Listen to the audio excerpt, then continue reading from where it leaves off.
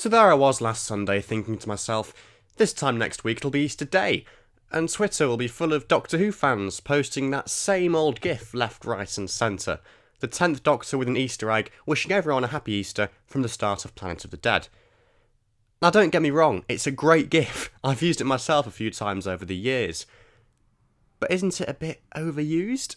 I know we've not got a lot of choice. It's one of the very few instances of the Doctor saying the phrase Happy Easter, and the only time we've seen them use an Easter egg on screen. But surely the show's connection to Easter extends beyond this simple gif, right?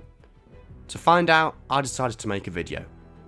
So here are all the times Doctor Who has been associated with Easter over the years, in both the world of the show itself and the real world. As far as I'm aware, there are no references to Easter whatsoever in the classic era. The first time Easter is explicitly referenced in the show is of course in Planet of the Dead, when the Doctor famously wishes Christina and the audience a happy Easter. He then explains that he doesn't often do Easter, claiming he can never find it as it's always at a different time. He then goes on to say that he remembers the original, but just as he's about to tell Christina what really happened, he's distracted by a beep from his device. He gives her his egg, and that's the end of that. Perhaps surprisingly, the episode with the most references to Easter is a festive special, Last Christmas. The Doctor delivers a burn to Santa by wishing him a happy Easter. In return, Santa jokes about texting the Easter Bunny later in the episode. Oh, and the dream version of Danny Pink jokingly says to Clara that it's Easter Day and he's dressed as Father Easter. Only on Doctor Who, folks. And that's about it for in-show references to Easter. We do see other eggs of various descriptions in other stories, such as the Slitheen egg in Boomtown and, well, the moon in Kill the Moon. Easter eggs do actually appear in Blink, albeit in the form of hidden DVD extras rather than the chocolate variety. There are also loose parallels to be drawn between the Easter story and some of the show's storylines. Christ's death and resurrection is reflected in the idea of regeneration, and it's surely no coincidence that the regeneration pose, standing up, arms outstretched, resembles a cross shape. The Impossible Astronaut is an episode where the Doctor quite literally dies and then comes back from the dead. Or at least that's what it looks like at first. The show's connection to Easter extends far beyond what we see on screen, however. When Doctor Who returned in 2005, the Easter weekend was chosen for the series premiere. This became something of a past in the RTD era, with Rose, New Earth and Smith & Jones being broadcast on the Easter Saturdays of 2005, 2006 and 2007 respectively.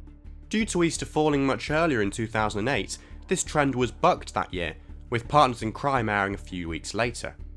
However, this was made up for in 2009, with the show's first, and to date only, Easter special being broadcast, Planet of the Dead.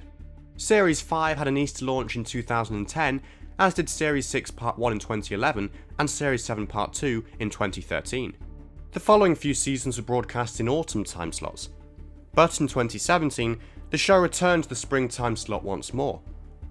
Incidentally, 2017 series opener The Pilot aired on exactly the same day as 2006 opener New Earth, since Easter fell on the same date both years. And finally, over the years, a number of Doctor Who themed chocolate Easter eggs have been released. The first of these came way back in 1982, in a TARDIS shaped box with doors that opened up to reveal Peter Davison's 5th Doctor inside. Oh, and a chocolate egg too. But I expect most of my viewers will be more familiar with the more recent spate of Easter eggs, released by Bon Bon Buddies and more recently Kinnerton since the show returned in 2005. These have taken many different shapes and sizes and forms. Eggs have often been packaged with a novelty product of some kind, an egg cup, a tin, or more commonly, a mug featuring images of monsters or characters from the most recent series. I've collected 2 such mugs over the years, one featuring Davros and the Daleks from 2010, and another with a Cyberman design from 2012. But there have been many, many more. Here's a brief selection, and thanks a lot to my Twitter followers for sending me these photos to use in the video.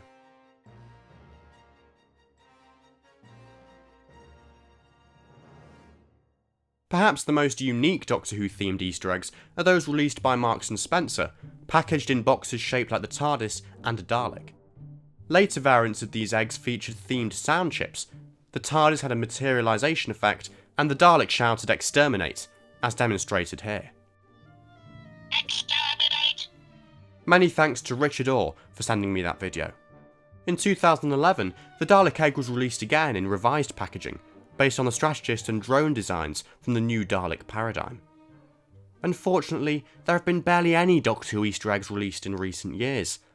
There was a Dalek egg back in 2015, which I believe was re-released in 2016 and maybe even 2017, but nothing since.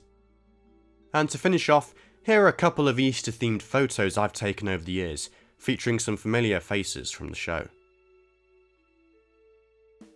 So there we have it, a complete, comprehensive history of Easter in and outside of Doctor Who. At least, I hope it's complete and comprehensive. If there's anything I've missed, please do let me know in the comments section, and I'd also love to hear your memories about getting Doctor Who Easter eggs over the years, so be sure to tell me about them too. Otherwise, thank you so much for watching, and I'll see you soon for some more new videos. Oh, and a happy Easter to all of you at home.